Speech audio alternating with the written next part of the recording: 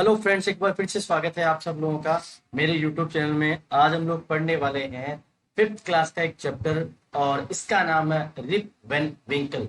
जैसा कि आपको ये युवा दिखाई दे रहा है सामने, इसका नाम रिप वैन विंकल है और इसके साथ में एक बहुत ही शानदार घटना घटती है जो इसके पूरे जीवन को बदल देती है। तो इस कहानी में हम लोग जानने वाले हैं कि रिप वैन विंकल के साथ में क्या शानदार घटना घटती है और क्या उससे इसके जीवन में प्रभाव पड़ता है। तो चलो करते हैं शानदार कहानी की शुरुआत। बहुत साल पहले की बात है। कटस्किल जो माउंटेन है, वहां पे जो फुट हिल्स हैं, वहां पे जो हिल्स हैं, वहां पे जो कुछ घर बने हुए हैं, वहां पे एक छोटा सा विलेज था और उस विलेज के अंदर एक अच्छा नेचर वाला फेलो यानी व्यक्ति रहा करता था। उसका नाम था रिप वैन विंकल। वो बहुत ही अच्छा नेबर था। इसका मतलब वो अपने पड़ोसियों की सहायता करता था, रेडी टू हेल्प एनीवन, हमेशा दूसरों की सहायता करने के लिए तैयार रहता था।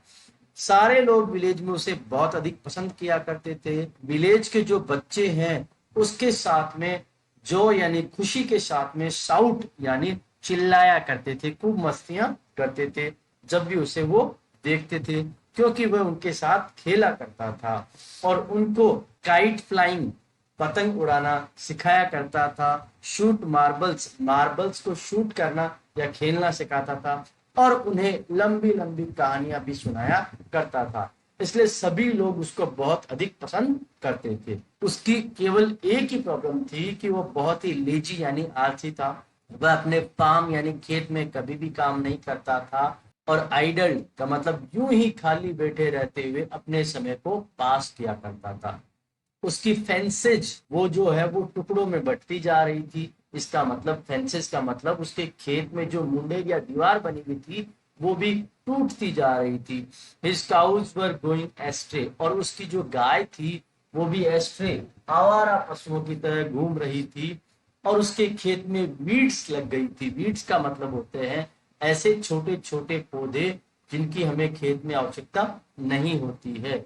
और रिप का कांस्टेंट कंपेनियन, कांस्टेंट का मतलब हमेशा साथ रहने वाला, कंपेनियन यानी साथी जो था वो उसका डॉग था जिसका नाम था वुल्फ। और काम से बचने के लिए, काम को अवॉइड करने के लिए वो हमेशा क्या करता था, अपने डॉग के साथ में फॉरेस्ट में चला जाया करता था। एक दिन की बात है, रिप जो है वो यूं ही घूम रहा था और माउंटेन के सबसे हाईएस्ट, सबसे ऊंचे पार्ट पे वो चला गया। ये दोपहर का समय था जब वो वहां पहुंचा था और वो काफी थक भी चुका था। वो इसलिए लेट गया और दिन में ही सपने देखने लगा। लेकिन जल्द ही शाम हो गई और उसने सोचा कि अब रात होने वाली है, इसलिए मुझे घर चले जाना चाहिए।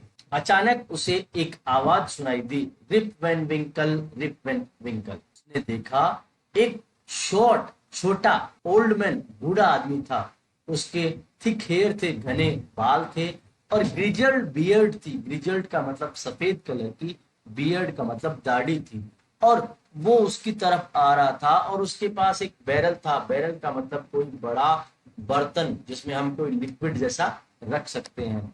रिप ने सोचा उस स्ट्रेंजर को, अजनबी व्यक्ति को मेरी सहायता की जरूरत है।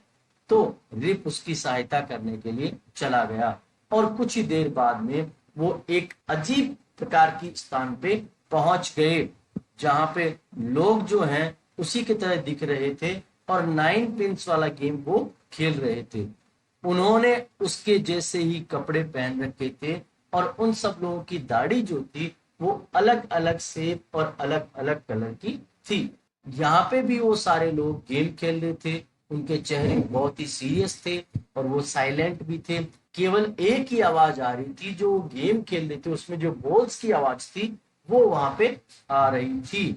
और ये जो बॉल की जो आवाज है वो माउंटेन में चारों तरफ इको यानी गूंज रही थी, जैसे कोई थंडर, बिजली कड़कने की आवाज हो। रिप और उसका साथी वहां पहुंचे और उसके बाद में उन लोगों ने खेलना बंद कर दिया और स्टेयर यानी घूरने लगे। किसको? रिप को। किसके साथ में? फिक्स्ड गेज के साथ में। एक टक निगाहों से उसको वो घूरने लगे, देखने लगे। रिप जो है वो फ्राइटेंड यानी डर गया, और उसके कंपेनियन जो था, साथी जो था, उसने क्या किया, वो जो बैरल लेके आया था उसको ग्लासेस में खाली कर दिया और रिप को भी ड्रिंक करने के लिए दे दिया।